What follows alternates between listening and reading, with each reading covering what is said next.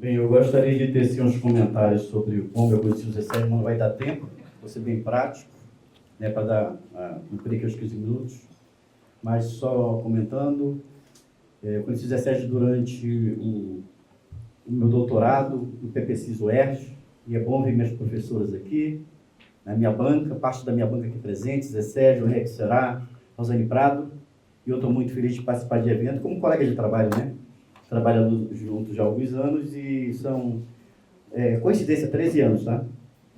13 anos de conversa, né? Um ano que eu fiquei lá com ele, então, intensamente 12 anos e não perdemos a interlocução. Foi da minha banca, depois eu vim para o pós-doc aqui no Museu Nacional, que é a minha pesquisa dos indígenas, é a minha maior pesquisa depois da pesquisa de doutorado, e sucessivamente na pesquisa Movimentos Sociais de Esfera Pública, né, ali com André Dumas e Marcelo Melo, produzimos também, assim com a Adriana, né, aqueles 20 pesquisadores e pesquisadoras, e depois já vim para, infelizmente, no momento de perda da Beatriz, né, para ajudar a finalizar a pesquisa já no final de dezembro de 2018, e fui ficando, e estou aqui até hoje. Tá, então eu vou ser bem prático, e vou ler um texto, a minha ideia é ler um texto e fazer uma apresentação em seguida dos slides.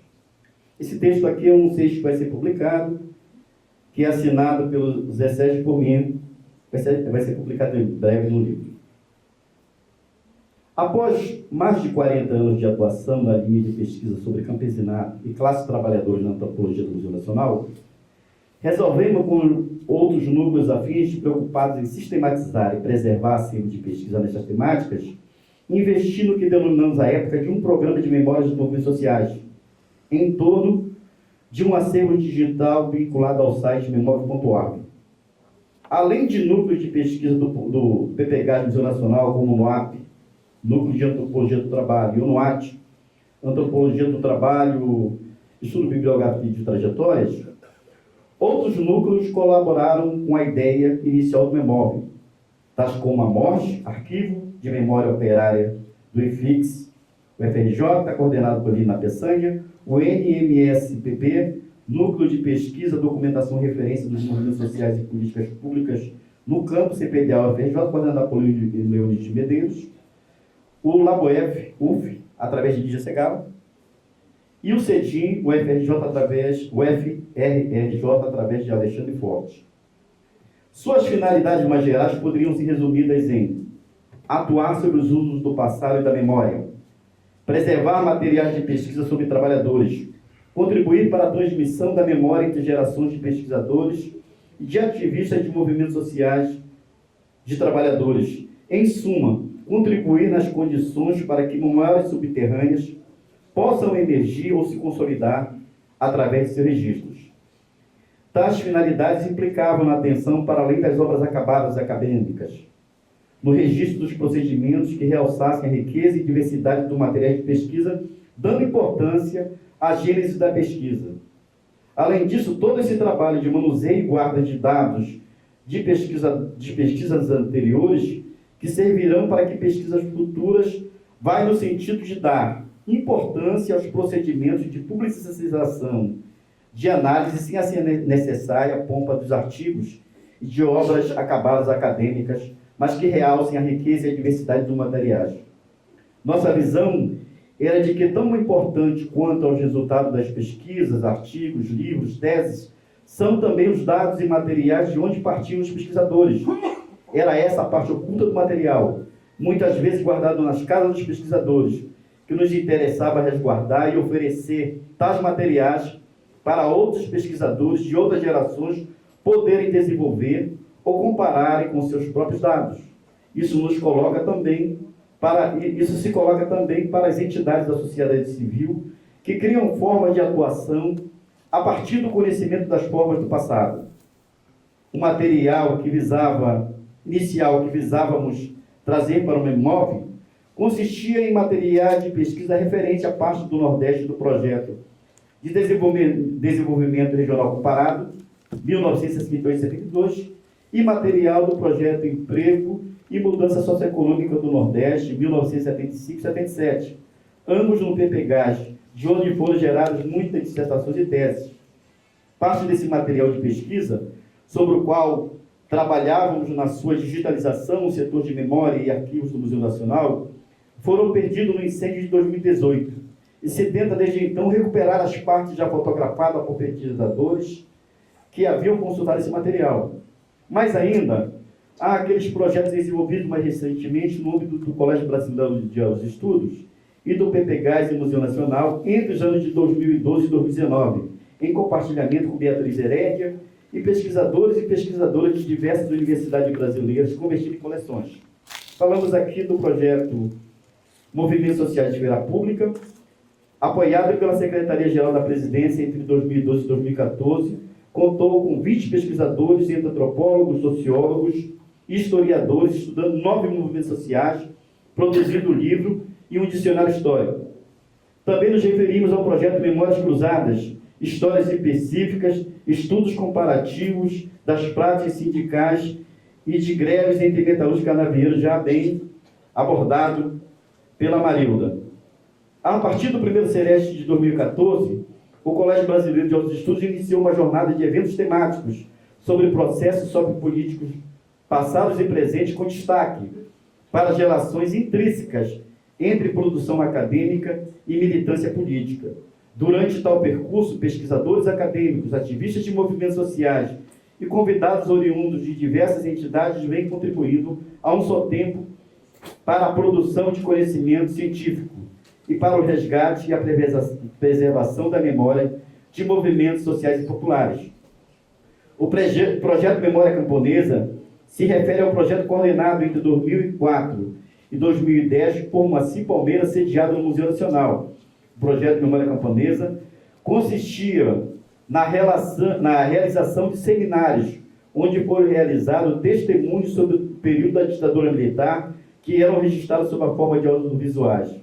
Tais registros se realizaram em 9 estados da Federação, em dependências universitárias, dos movimentos sindical e de instituições interessadas em abrigar essas atividades.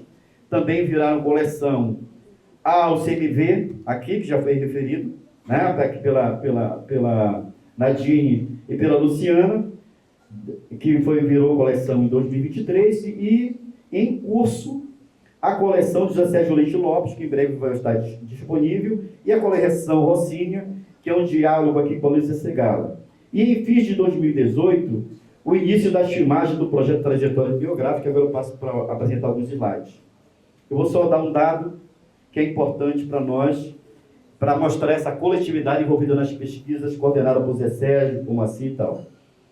Nas pesquisas, seminários, aulas e eventos realizados nos projetos referidos acima, foram envolvidos cerca de 200 pesquisadores e colaboradores, mais de 170 com mini bio no site. A equipe Memove vem desenvolvendo esse trabalho há algum tempo, já referido Zé Sérgio e eu, mas também Mira Staroski, 2014-2019, Gustavo Monteiro, que é o consultor do site, que nos levou a terceira versão do site recentemente, Maristela Santiago de Souza, nossa arquivista, Felipe Maza, que trabalha o site e a publicização das informações, Ana Luísa Fernandes, tratamentos do material e descrição das coleções, e Bianca Rian, 2018 a 2020. E nos documentários já foi referido aqui o Celso Brandão, Rosilene Alvim, mas também fazer referências ao Agostinho Cameral, Eduardo Donato e ao Tiago Brandão. Então eu vou fazer aqui rapidamente vou levantar um pouquinho, tá? Então aqui vocês podem entrar memove.org, né, está disponível essa informação. O legal de falar por último é que muitas coisas que vocês falaram já estão no site, digitalizado, tá? Então o Zé Sérgio falava isso lá por 2012, e depois de 13 anos, né, aquilo que era uma intenção, já não é mais intenção, né? Já é trabalho realizado. Então só queria chamar a atenção que é uma diferença, uma distinção entre intenção e gesto. Que nem sempre ter uma boa ideia e ter uma boa proposição significa converter imediatamente em realidade, mas significa condições tecnológicas, financeiras, institucionais, intelectuais, metodológicas para poder produzir um site dessa envergadura. Me passa, por favor, próximo. Então você vai lá, entra no acervo Memove, no site memove.org, e vocês vão encontrar lá a coleção Movimentos Sociais de Esfera Pública, eventos temáticos, greves, Memória Camponesa, Comissão da Verdade, da UFRJ e Projeto Trajetórias. Então, aí vocês vão só para ilustrar alguns exemplos, os livros, né?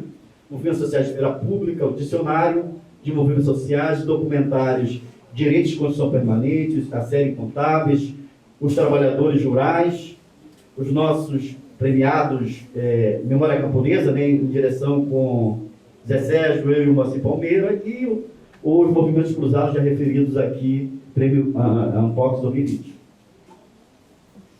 O Vapor do Diabo, né, já muito referido, a cidade a tecelagem dos conflitos de classes, a ambientalização dos conflitos sociais, o tecido memória também está disponível para acesso público, pode ir frente. E, por fim, eu só queria falar rapidamente do projeto Trajetória.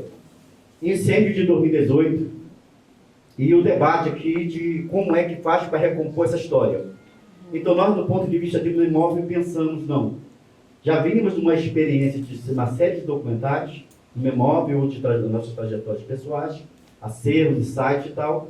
Então, vamos fazer o seguinte, um projeto Trajetórias que conte a história da antropologia do Museu Nacional, a partir das biografias de seus professores. Foram selecionados 12 professores, né, que eu vou falar em seguida, mas qual era a ideia da biografia? Era trazer um contexto para o livro. Trazer um contexto para o texto lido.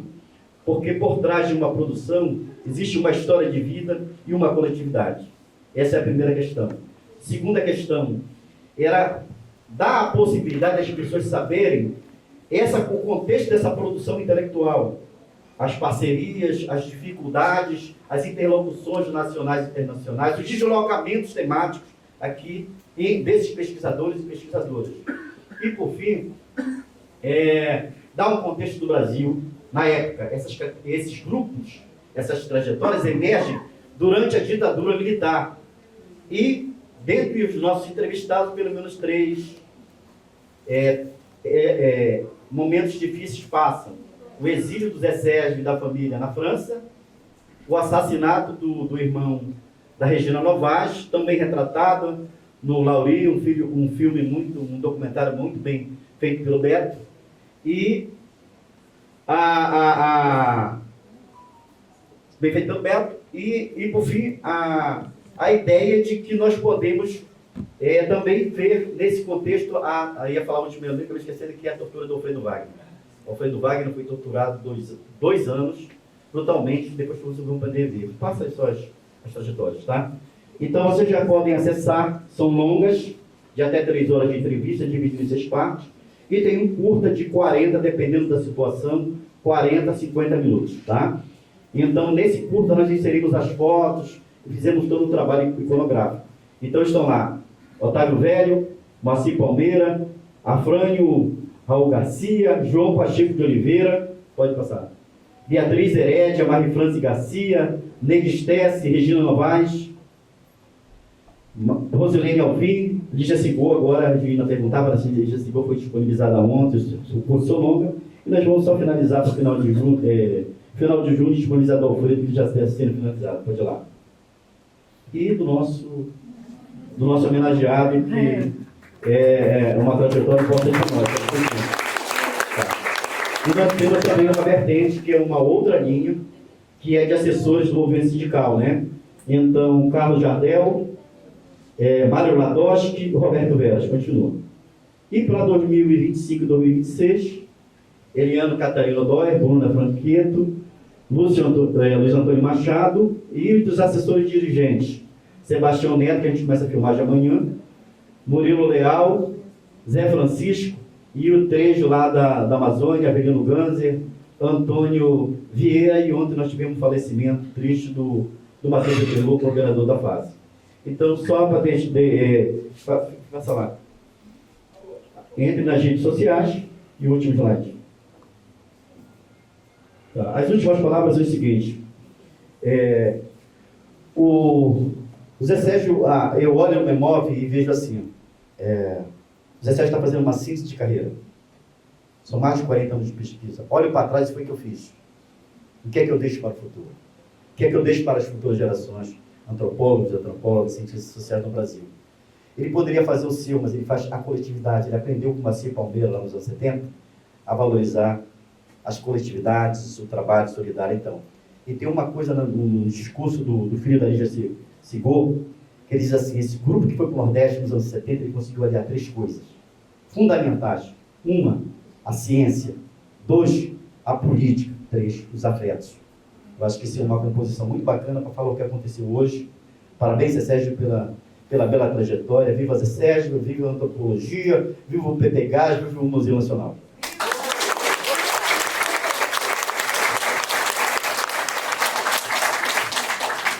Obrigada, José Carlos. Passo a palavra, então, para a nossa colega Lígia Segala, da UF. Então, boa noite, né? E quero agradecer, né, o convite de estar aqui nesse encontro, né? E nesse encontro eu levo um susto primeiro, o susto do tempo, né? Quando me deparo que eu entrei para o PPGás há 50 anos. E para mim era ontem, outro dia, né? E a segunda coisa, a alegria dessa comunidade de afetos, né? Que essa homenagem ao nosso queridíssimo professor emérito, né? Objetiva, atualiza e vibra. Então, Patrícia Birman, desculpa, mas eu conheci o Zé Sérgio Leite Lopes. Ela disse assim, não comece falando de quando você conheceu o Sérgio, por favor. Não, porque eu acho que faz um sentido, né, em torno de todas essas qualidades aqui, né, faladas, a grande generosidade do Sérgio, né, a grande cumplicidade, escuta, capacidade, interesse, né, naquilo que você diz, que você conta, né, o nosso farol e o nosso vagalume, como foi dito aqui. E eu conheço o Sérgio num momento extremamente difícil de passagem para mim, né? Eu entrei no PPGás trabalhando com povos indígenas, né? E mais especificamente na área da etnologia linguística, né? Onde eu fiz os meus 2 primeiros trabalhos de campo no Xingu, no Alto Xingu, e uma demanda, né, de um desses trabalhos, entre os Camaiurá, foi que eles gostariam de saber um pouco desse caminho de formiga que nós levávamos nos papéis, né? Essa escrita, que tinha tanto poder, né? O presidente da FUNAI trouxe aqui, e aí eu olhava, era um papel com caminhos de formiga, né? Então, que era bem isso. E eu, na verdade, eles queriam que eu ensinasse esse caminho de formiga. Eu não tinha a menor noção de como ensinar, né, a combinação das letras, como alfabetizar finalmente, né, numa outra língua ainda por cima. Nessa época, os estudos de educação indígena, hoje, né, já estabilizados, cristalizados, oficializados, publicados. Naquela época se sabia alguma coisa de umas irmãzinhas de Jesus entre os Tapirapé, e era tudo. Então, quando eu cheguei no Rio de Janeiro, eu disse, não, eu tenho que aprender como é que se alfabetiza, assim, minimamente, para eu poder continuar, né, dialogando com esses meus interlocutores de pesquisa. E justo como eu fazia uma pesquisa linguística, era muito importante essa troca, e essa troca que abrisse possibilidades outras para os meus interlocutores. E, enfim, entre várias possibilidades e tal, eu soube de uma escola de alfabetização de adultos na Rocinha e me candidatei a dar aula ali gratuitamente, voluntariamente, mas interessada em justo aprender ou criar ou inventar um método que me garantisse, né, um trabalho com mais qualidade na minha volta para os Camaiurá. Bom, esse trabalho na Rocinha começou a me mobilizar muito. Era um período de remoções de favelas, né? Quer dizer, a Rocinha estava na lista das remoções anunciadas, e começa a se desenhar, né, no Morro Imenso, né, a maior favela do Rio, certas estratégias de resistência, certas estratégias de organização, de mobilização, de presença na imprensa, e muito baseada num trabalho de auto-urbanização, né, de canalização, limpeza e canalização das valas, né, construir sistemas de esgoto, melhorar a água e tal, como maneira de garantir a permanência, né, na favela. E eu comecei naquela escola comunitária, dando aula de 6 às 10 da noite, querendo alfabetizar e, ao mesmo tempo, né, cada vez mais convocada, né, para esses trabalhos. E mais convocada para esses trabalhos. E mais convocada para esses trabalhos. Por fim, o meu orientador era o Anthony Seeger, que todo mundo lembra. Eu estava convidada pelo João Pacheco para uma próxima pesquisa e eu mudei radicalmente de área. Aí eu falei assim, pronto, agora estou desamparada aqui no museu, e quem eu procuro, quem trabalha com favela? Naquela época, ninguém trabalhava com favela aqui, né? Tinha antropologia urbana, mas o trabalho, a leitura cuidadosa dos trabalhos do Sérgio me abriram assim, horizontes novos para pensar as questões de mobilização, de participação, de representação, de delegação, a própria ideia de um trabalho coletivo, de um trabalho comunitário. E eu fui procurar o Sérgio para ser meu orientador, né?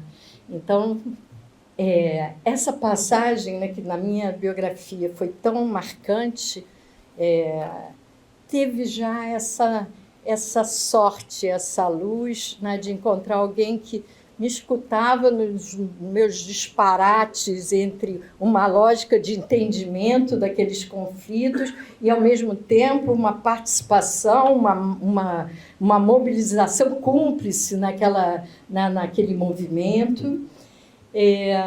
E eu fui aprendendo, né, ainda muito, muito instigada pelos debates próximos ainda, né, do projeto Mudança, né, como é que a gente faz, e como é que a gente articula isso. E fui percebendo, né, no Zé Sérgio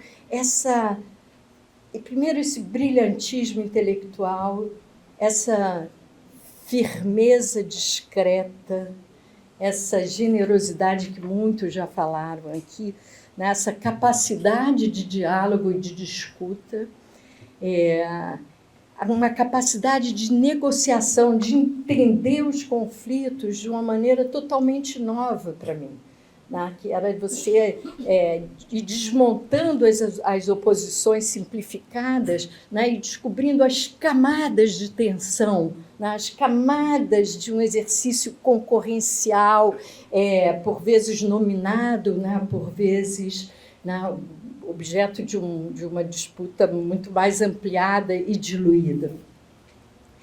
E essa convivência, né, assim, de campos, né, de pesquisa opostos, eu quero ressaltar também a capacidade de mediação do Sérgio, né? Ele diz assim, vai procurar o Machado, que ele que entende, faz o curso no IPED com o Luiz Antônio Machado, porque ele está trabalhando com movimentos sociais. Eu me lembro quando ele me recomendou, e o curso também do Abdelmalek Sayad, né, quando esteve aqui, o Sayad foi a Rocinha, né, eu levei a Rocinha para conhecer, e sentamos lá numa birosca, ele ia comentar, aproximada com a situação da Argélia, né? Então, essa capacidade do Sérgio de colocar você em contato com pessoas que vão te responder, né, com mais precisão, né, com mais entendimento de questões que, na verdade, não eram as dele naquele momento exatamente, né? Bom, foi meu orientador de mestrado, de doutorado, de pós-doutorado, e nos pós-doutorados também a mesma coisa, né? Na França, lá na École, o Sérgio já foi me recomendando quem vai ser sua orientadora, procura, acertamos lá quem era, e todos os contatos e ligações com pessoas do grupo do Pierre Bourdieu, e que eu fui conhecendo e que sempre que eu mencionava que era o Sérgio, meu orientador, eu dizia assim, ele é formidável, ele é formidável. Então, quer dizer, era quase que um exercício assim, que usufruía de uma linhagem, quer dizer assim, ele foi orientando da Lígia Sigot, não é? E o Moacir Palmeira, né? Então eu me senti encaixada naquela linhagem, meu Deus, tomara que o meu desempenho aqui seja à altura, porque eu já era apresentada através de uma linhagem, né? Um exercício aqui muito, muito raro. Né? Bom, e finalmente chegamos a esse trabalho do guardar para transmitir, aqui emendando com a fala do Carlinhos. Né? Quer dizer, essa preocupação do Sérgio, quando ele faz, e hoje a gente viu nessa manhã, essa conexão e essa circularidade estreita entre história e antropologia, né? Que eu fui atrás, né? Os meus 2 trabalhos vão um pouco nessa linha, sobretudo o meu doutorado, sou, enfim, fotógrafo do século XIX, né? E, então, um trabalho que o exercício analítico, o uso das fontes que o Sérgio fez, foram, para mim, um caminho muito, muito, muito revelador. Né? E esse trabalho, né, quando eu digo a preocupação do Sérgio em guardar, é um guardar para transmitir. Eu acho que, eu não me lembro quem falou aqui, o Sérgio estava sempre anotando, né, todo mundo, ele está sempre com um caderninho, um bloquinho anotando. Qualquer fala, em qualquer encontro, ele sempre está anotando. Isso desde os anos 70, eu disse assim, para onde vão? Esses caderninhos são infinitos. Né? Onde será que guarda? Será que ele consulta esses caderninhos? Né? Então, e tinha uma coisa de você guardar com a possibilidade de transmitir, né? Nas aulas, né? Nos encontros, nos textos.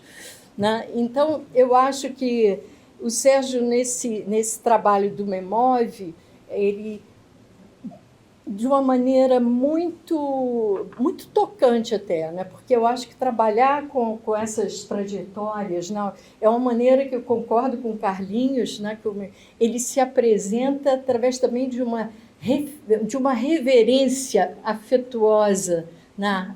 Aos professores, ao grupo de pesquisa, né? E ao exercício coletivo do saber. Né? Então, não só os objetos produzidos, os vídeos, os acervos, nessa disponibilidade máxima, né, de colocar o seu acervo de pesquisa à disposição do outro, né, e que nisso também estou seguindo o mestre, e como isso daí abre, né, outras leituras, né, outros exercícios comparativos.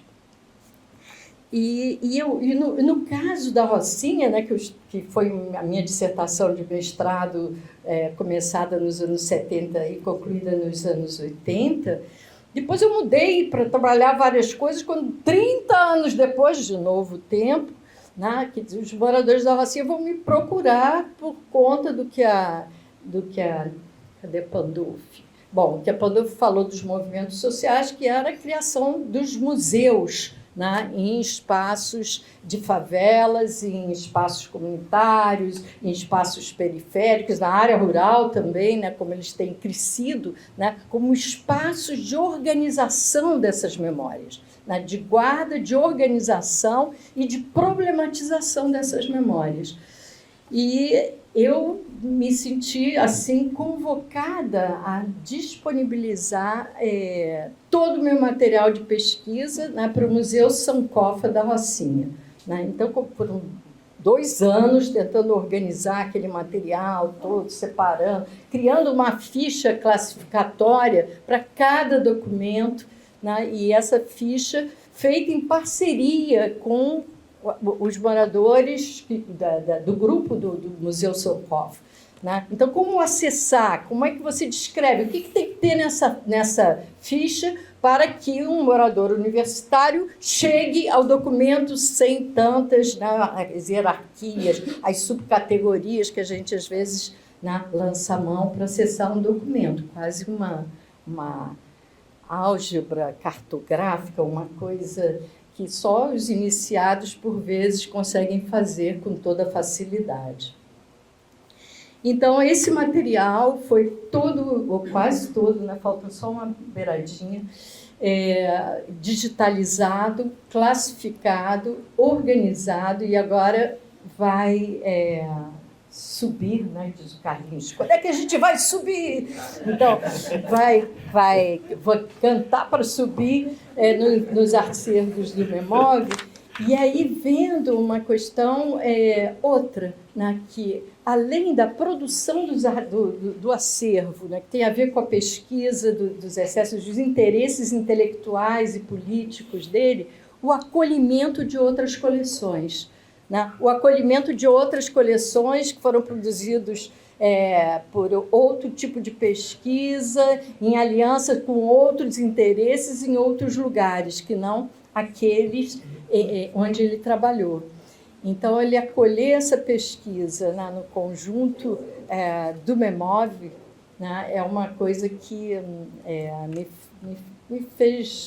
me deu muita alegria, e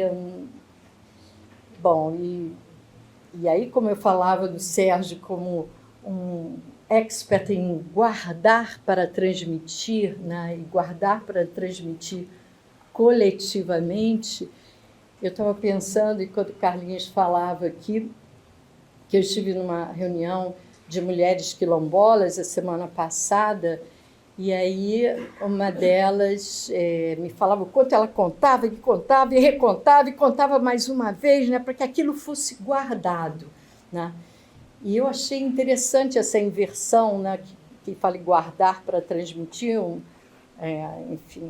um texto do Maurice Godelier, e aí essa senhora quilombola, Mãe Francisca, ela disse assim, não, é preciso transmitir para guardar. Eu acho que o Sérgio faz isso com maestria. Congrats! Viva o Sérgio!